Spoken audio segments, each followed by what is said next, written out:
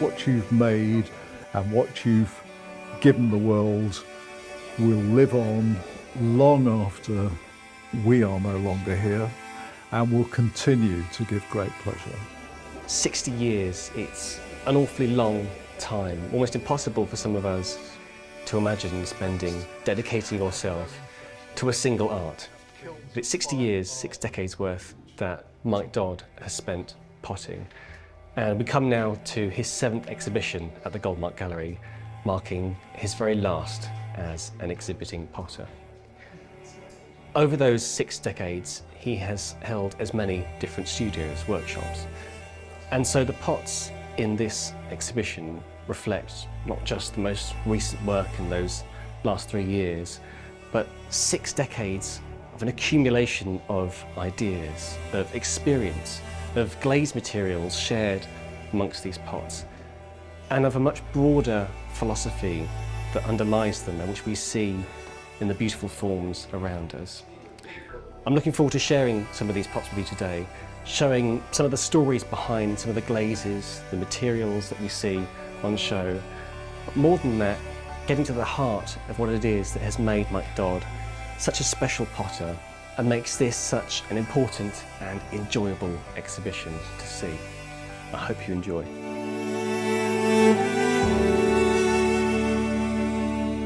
The last time I spoke with Mike specifically about his pots, his making, there were intimations then already that he was starting to slow down his making rhythm, and some of the larger pots in this exhibition produced in the last few years, he could see that the end was coming. But he's accepted the close of this particular chapter with the kind of philosophical sobriety that he has seen all the way through his life. There's some beautiful pots in this exhibition. Mike is primarily known to many people as a kind of expert in glazes, particularly working with local materials.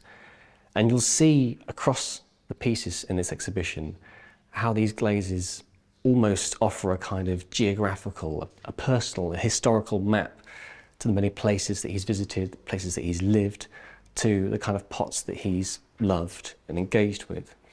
Whether it's something like the Penlee stone, a tip-off from Bill Marshall, the excellent thrower and potter in his own right under Bernard Leach, or perhaps the cobalt blue that you'll see adorning some of these lighter pots, which Mike sourced directly from Cornish tin mines that have been closed down, scaling past "trespassers will be shot" signs to hack off chunks of this cobalt slag and bring it back to make this lovely little glaze. Mike is one of the last of a generation of potters who came in the wake of Bernard Leach's success, taking on the kind of traditional values of that school of thinking, that way of potting. And in fact, Mike is one of the few people still alive who actually met Leach himself, invited to share his company on the strength of an essay that Dodd had written about the defence of tradition in pots.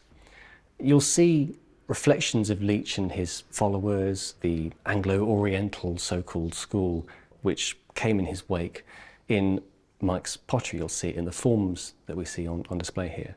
But I think actually Leach represented a much broader conduit for someone like Mike Dodd, not just to the world of Oriental pottery, to Japanese, Korean, Chinese ceramics from the past, but to an older way of thinking and working with pots. Mike has always emphasised, as someone in particular with a real specialisation in glazes and using local materials and all the difficulties that entails, he's always emphasised that his is an empirical science. Numbers, formulas can't tell you how beautiful a glaze will be. It's in the trials, the constant reworking, it's in the relationship that you develop with those local materials sourced around you and what you can really get out of them. We see that on display, I think, in these ranges of pots here.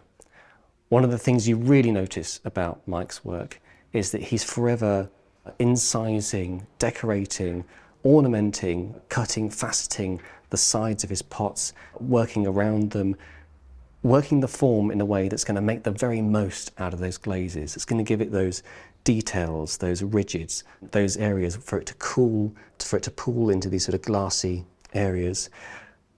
These pots, the closer we look, are dancing with pattern, with mark making. It's a real feature of Mike's pottery and something I'd like to talk about later in this walkthrough. But you can see that it really makes the very most of these lovely fluid glazes that he uses, slips, crackle slips, really getting the very most out of every material that he's using.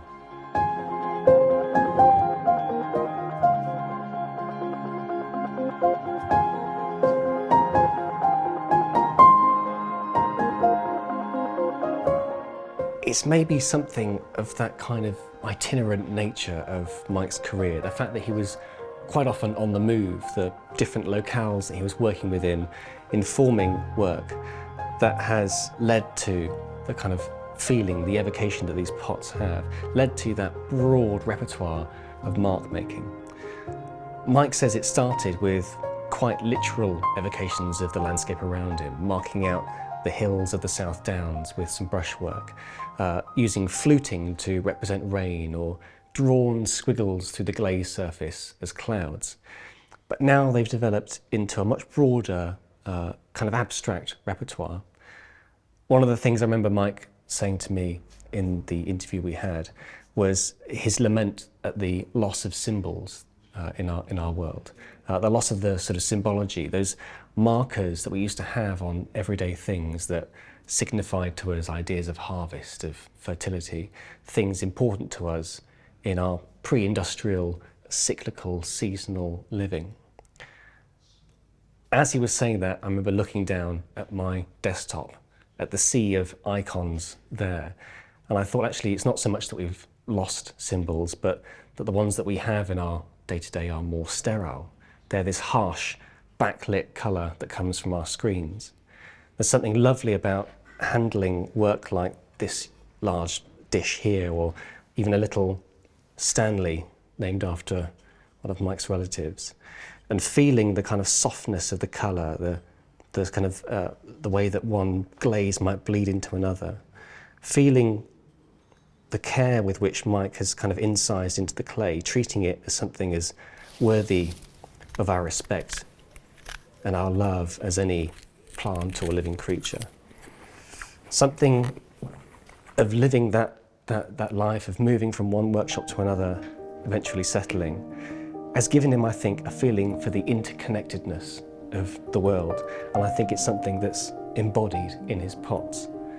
There is no separation between the beautiful decoration, between the surface of his pot, between the glaze over it and the form beneath. It's all a single evocation of what Mike has said is the vitality, the life, the liveliness in form. Form, as Mike likes to say, is all we know. It's the form of a piece of music, of a piece of art, of dance, of pottery, whatever art it may be, that moves something in us. It's that starts that connection between us and what's in front of us. But there's a problem there, which is that when most of us think about form in pottery, we think of just the silhouette of a pot, we think of the body. Mike, if he leaves a legacy behind, it is this idea of form as a kind of total synthesis of combining glaze, mark making, incisions, ornamentation, decoration with the larger form, the three dimensions of the pot itself. And you can see that on these wonderful tall vases here, some of the largest in this show. After all, glaze and decoration are not really separate from form at all. We see on a beautiful vase like this how the judicious choice of glazes can soften the angle of a shoulder here with this beautiful nuka dripping down, really accentuating this lovely vertical form. Or in the case of this pot here, incisions into the side of the pot, these marks made, I think, with, in this instance, woven pieces of macrame, these little chattered marks that you'll see on many of these pots. Decoration can inform the form as much as anything. It can capture shadow, it can reflect light. All of these choices are being made together to create something that is a whole, something that sings together, where there is no separation in the decorative surface and the body underneath. In fact, the closer that we look at the pots in this show, we see that there's decoration everywhere. When I saw these pots, when they first arrived at the gallery, laid out on the floor out here in front of us, it was almost like walking upon a giant three-dimensional kilim rug, patterns everywhere. Mike likes to use the word composition, the idea of literally placing things, putting something in the right place, which, after all, is essentially what all art boils down to. What I think is Mike's great strength, though, one of the singing qualities of his pots, is that they're so unified, the decoration and the form beneath, that you don't necessarily immediately notice. They're not screaming out at you. There is no sort of great eclectic, brash, coarse range of marks or of colours that are screaming out to you. It's only when you start to look around and feel the surface of these pots to see how the glazes interacted with those marks. When you pick up a pot like this and suddenly notice the individuality of some of these marks, that you start to see how carefully, how thoughtfully Mike is always treating the surface of his clay and understanding how the pot underneath is going to react, is going to, the relationship it will have with the beautiful glazes that go on top of it. It's a way of working, I think, that speaks to something very deep within us, where decoration is not merely, as the critic Peter Fuller said, not merely an excrescence. It's not just something that we stick on for pleasure. It's talking to a much deeper feeling of connection with the world around us, particularly with the natural world, connection that we're maybe a little more desensitized to nowadays, but which we can feel in its vitality, we can feel it living in Mike's pots, and that in his case has such a wonderful kind of individual personality to it, partly from the fact that many of these marks are made by tools he's made himself. What we're seeing in this exhibition is one man's relationship with the world around him, with nature, with his materials. But the really valuable thing in Mike is that he takes that individual feeling and translates it to something universally understandable, universally communicable. These are pots that we can all pick up and feel some kind of emotional involvement with.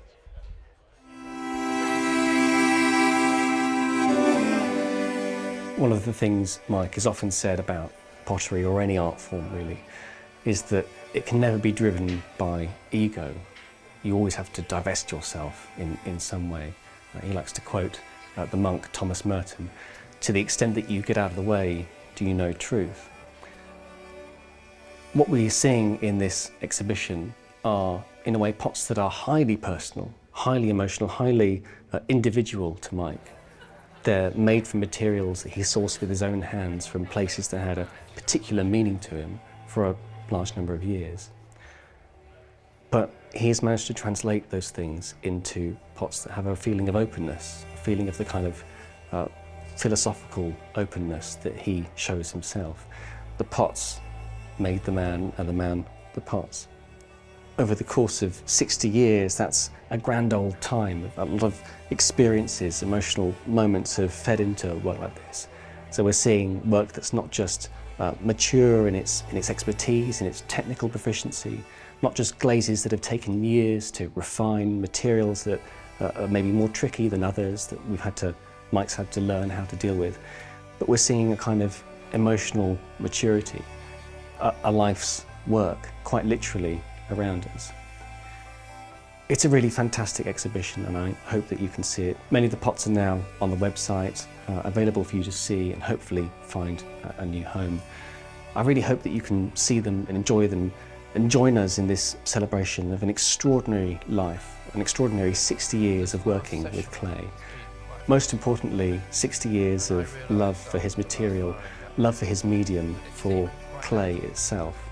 We have been and are very privileged to work with people like you, but what I wanted to do was to say thank you, because what you've made and what you've given the world will live on long after we are no longer here, and will continue to give great pleasure, and for that I thank you.